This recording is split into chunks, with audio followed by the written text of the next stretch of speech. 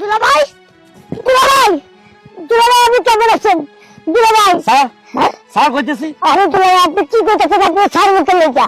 Sir sir কইতেছি sir. দুলাভাই, বলেন। স্যার এই ইডিয়েট, তুই আমার এভাবে জড়াই ধরলি কেন? দুলাভাই, আপনি জড়াই ধরলে মনে হয় যে আমার বোনটা এখনো বাচ্চা আছে, আমার আশেপাশে আছে, এই জন্যই ধরছি। আপনি আমার থাপ্পড় মারলেন যখন আমার বোনটা বাচ্চা ছিল, তখন আপনাকে বাড়িতে কত যাইতাম, আপনিও আমারে খরচা লেগে টাকা পয়সা দিতেন। যে আমার বোনটা মরে গেছে, যেমন আপনি তো আমার টাকা দেন না, দেনই না, আমাকে বাড়িতেও যান না। এই তোর বোন মরিও তো আমার শান্তি দিল না, আমার বিপদে ফালাই গেছে, এটা কি তুই জানোস?